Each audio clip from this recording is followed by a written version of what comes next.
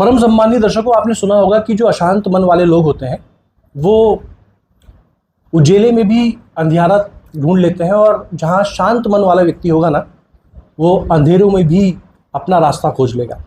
ये एक बहुत बड़ी स्थिति होती है व्यक्ति के मन की, जब शांत और संयमित रहकर आप बड़ी से बड़ी चुनौतियों को पार करने में सक्षम होते हैं। लेकिन आज का दिन आप सभी के लिए बहुत अमूल्य और बहुत खास इसलिए होगा क्योंकि मैं आपको एक ऐसे दमदार शख्सियत से परिचय कराने वाला हूं जो इतने गंभीर हैं कि शासन स्तर पर जरा सी भी कोई आहट होगी तो बगैर उनकी राय के शायद शासन सांस भी नहीं ले पाता। आइए हम आप सभी से मिलवाते हैं हमारे समीर पाठक साहब से, जो कि जिला अभियोजन अधिकारी हैं और प्रशासन की वो आन बान और शान है कि हर स्तर पर प्रशासन आपसे सलाह मशवरा करता है। तो साहब, आपका बहुत बहुत स्वागत है। धन्यवाद। श्रीमान, एक छोटा सा निवेदन आपसे ये था कि हमने आपके जो अमूल्य समय में से, सबसे पहले आपका धन्यवाद करेंगे कि आपने इतने अमूल्य समय में से हम लोग समय दिया। साहब, हमारे सारे दर्शक इस बात को जानना चाहते हैं और इवन ये शासन में काम करने वाले लोग भी जानते हैं कि ट्रैप एक ऐसा शब्द है जिसको कहते हैं जाल, और एक संस्था आती है और किसी शासकीय अधिकारी को ट्रैप कर जाती है। तो सर, ये ट्रैप वाली जो प्रोसेस होती है इसको कौन सी विधि के अंतर्गत देखा जाता है, और ऐसे ये लोग कौन होते हैं जो किसी भी शासकीय अधिकारी को ट्रैप कर लेते हैं? इसमें मुख्य रूप से जो है भ्रष्टाचार निवारण अधिनियम के अंतर्गत कार्रवाई की जाती है जी। और कभी कभी इसमें ऐसा हो जाता है कि भारतीय न्याय संहिता के अंतर्गत जो सेक्शन है वो भी इसमें शामिल होते हैं जी। अपराध भी शामिल हो जाते हैं, क्योंकि मुख्य रूप से भ्रष्टाचार निवारण अधिनियम के अंतर्गत कार्रवाई की जाती है।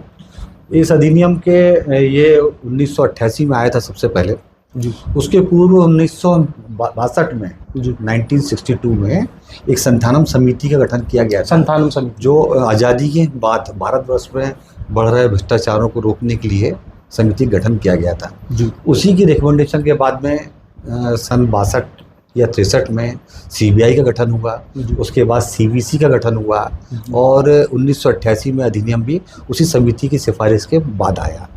इसमें मध्य प्रदेश में मुख्य रूप से लोकायुक्त संगठन इसमें काम करता है और एक आर्थिक अपराध अन्वेषण ब्यूरो, जिन्हीं संस्थाओं के द्वारा जो है ट्रैप कार्रवाई का आयोजन किया जाता है और आय से अधिक संपत्ति की जांच की जाती है। देखिए, कितनी प्यारी बात आपने बताई कि जो ट्रैप करेगा वो लोकायुक्त भी करेगा और यूडब्ल्यू भी कर सकता है। लेकिन साहब, एक छोटी सी बात आती है कि सर हम कैसे मान लेंगे कि ये व्यक्ति ट्रैप हो गया? अब आप जैसे मान लीजिए कुछ लोग आए तो वो ऐसी क्या चीज़ ला देते हैं जिससे पता चल गया कि ये व्यक्ति जो है ये रिश्वत प्राप्त कर रहा था? तो ऐसा क्या उनके पास खजाना होता है जिससे वो बोल देते हैं कि साहब इसने रिश्वत प्राप्त की थी? जब किसी व्यक्ति से किसी लोक सेवक के द्वारा अनुचित रूप से कोई राशि की मांग की जाती है वैध कार्य से अतिरिक्त, तो वैध राशि से अतिरिक्त जो है राशि की मांग की जाती है, तो उसके द्वारा लोकायुक्त आर्थिक अपराध जैसे भी है शिकायत की जाती है। तो लोक सेवक के विरुद्ध शिकायत प्राप्त होने पे उसकी पुष्टि पहले की जाती है जी। एकदम से मामला कभी रजिस्टर नहीं होता है। अच्छा। उसकी पुष्टि करने के लिए एक डीवीआर दिया जाता है, डेटा वाइज रिकॉर्डर जी। और शैडो विटनेस के रूप में एक कर्मचारी को साथ में भेजा जाता है उसके। अच्छा। उसके चलाने की विधि समझाई जाती है जी। वो शिकायतकर्ता पहले आके उससे जो लोक सेवक है जिसके द्वारा उचित मांग की जा रही है जी, उससे वार्ता करता है, उसको उस डीवीआर में रिकॉर्ड करता है जी। और जब रिकॉर्ड हो जाता है उसकी पुष्टि के बाद ही अग्रिम कार्रवाई उसमें आयोजित होती है, जिसमें कि ट्रैप दल का गठन होता है। 2 पद साक्षी जो है किसी भी विभाग के राजपत्रित अधिकारी सामान्यतः रखे जाते हैं इसमें पद साक्षी के रूप में। उनके साथ में ट्रैप दल जो अग्रिम कार्रवाई करता है उसको डीवीआर को सुना जाता है, उसका ट्रांसक्रिप्ट पंचनामा तैयार किया जाता है और उसके बाद 0 पर प्रथम सूचना उसकी ली जाती है, कायम हो जाती है। हाँ, और उसके बाद 0 की प्रथम सूचना के बाद फिर ट्रैप कार्रवाई आयोजित की जाती है, जिसमें कि प्रार्थी के द्वारा जो है रिश्वती नोटों को जो राशि दी जाना है प्रस्तावित है उसको पेश किया जाता है। तो उसमें फिनाप्थिन पाउडर लगाया जाता है जी। फिनाप्थिन पाउडर का जो रासायनिक जो विश्लेषण है जी, रासायनिक क्रिया ऐसी रहती है जी कि जैसे ही वो सोडियम कार्बोनेट के घोल के संपर्क में आती है जी, तो सोडियम कार्बोनेट का जो जलीय रंगीन घोल रहता है जी गुलाबी हो जाता है। वाह, देखिए मतलब इतना आसान नहीं किसी को ट्रैप करना। डीवीआर आएगा, ट्रांसक्रिप्ट बनेगी, ट्रांसक्रिप्ट बनने के बाद एक जो नोट होंगे उसमें भी एक केमिकल लगाया जाएगा और केमिकल को भी जब देखा जाएगा तो आदमी के हाथ गुलाबी हो जाएंगे।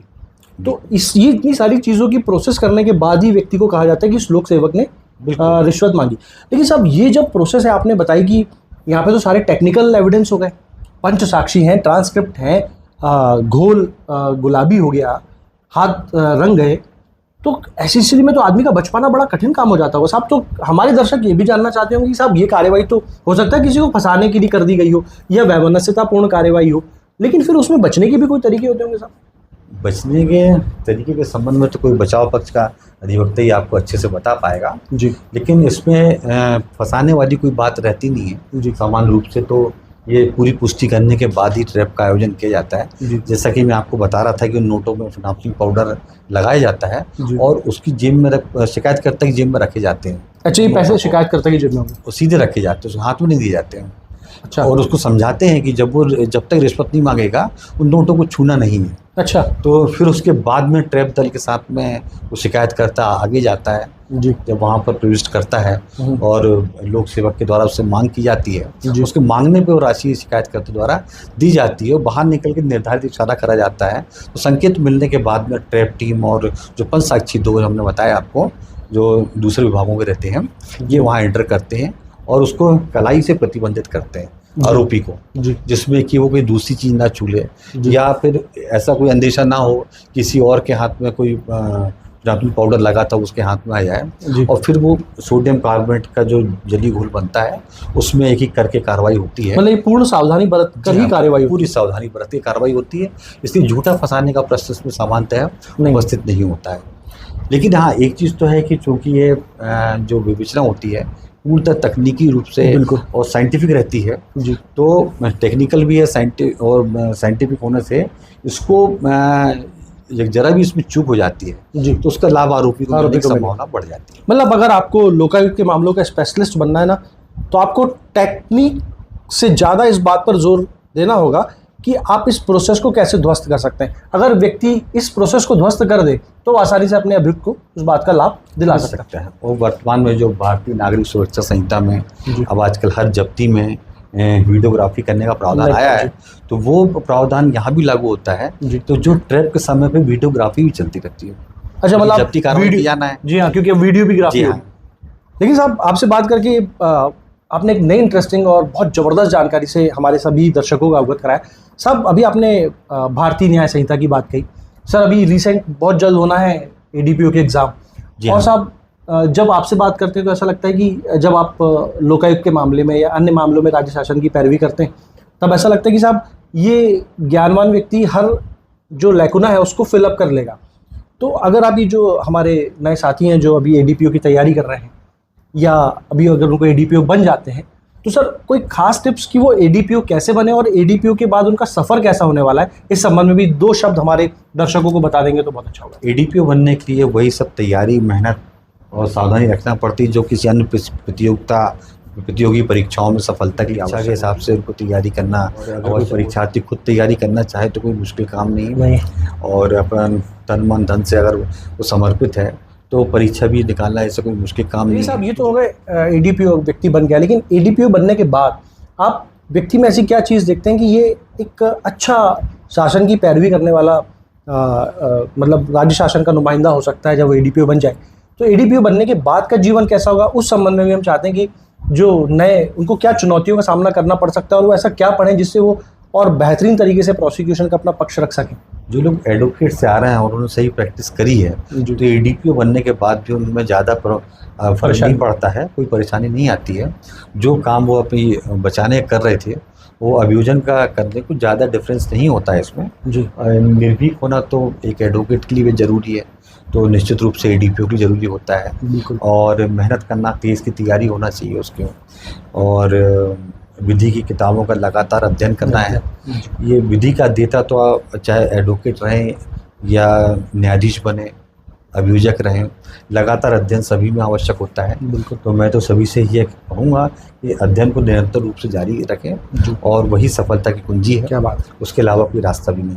साहब देखिए एक बहुत प्यारी बात जो साहब के मुखारबिंद से है कि आपको पढ़ना तो पड़ेगा, और पढ़ना भी ऐसा पड़ेगा कि आपको उतनी गंभीरता के साथ अपने केस की तैयारी करना पड़ेगा जिसमें आप सफल हो सकें और सफलता दिला सकें।